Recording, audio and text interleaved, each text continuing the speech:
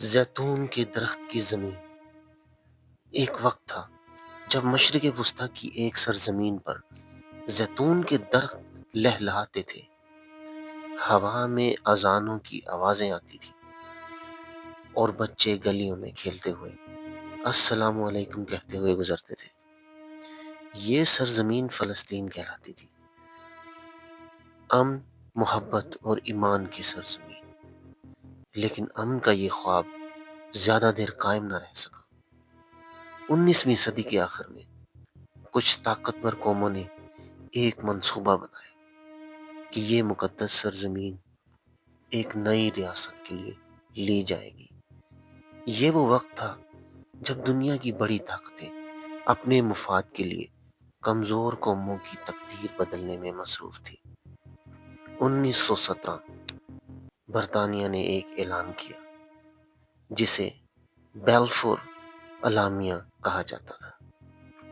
اس میں کہا گیا کہ یہودیوں کو فلسطین میں قومی وطن دیا جائے گا۔ اس اعلان نے فلسطین کے مستقبل پر ایک سیاہ سایہ ڈال دیا۔ یہ وہ لمحہ تھا جب ظلم کی بنیاد رکھی گئی۔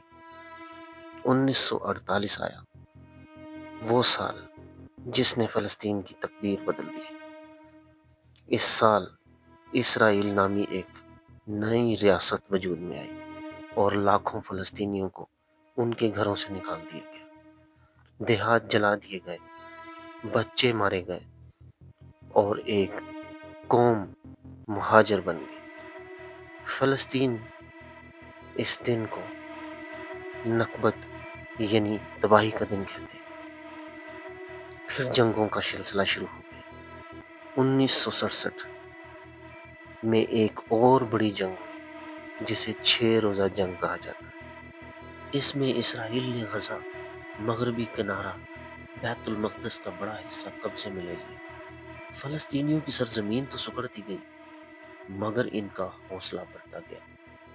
ان کے گھروں پر بم گرے، ان کی مسجدوں کو بند کیا گیا، لیکن ان کے دلوں سے اللہ اکبر کی آواز کبھی بند نہیں ہوئی۔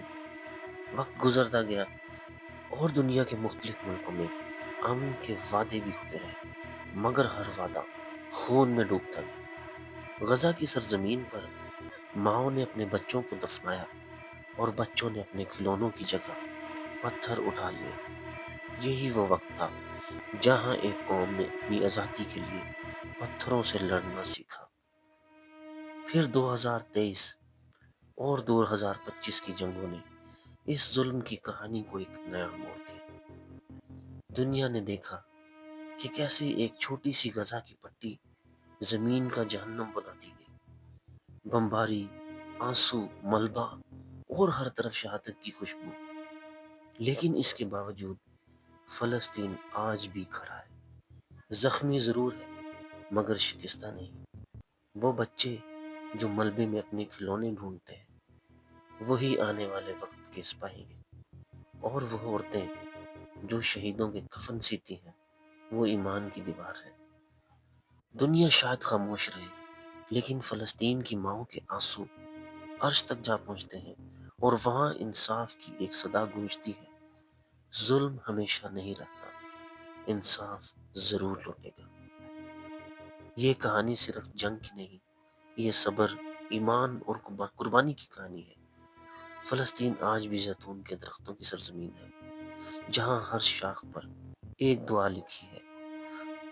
دوستو، فلسطین صرف ایک جگہ نہیں، ایک جذبہ ایمان ہے جو ہر اس دل میں دھڑکتا ہے جو ظلم کے خلاف کھڑا ہے۔ اگر آپ کو یہ کہانی دل سے محسوس ہوئی ہو تو فلسطین کو یاد رکھیے اور ویڈیو کو لائک، شیئر اور سبسکرائب ضرور کیجیے۔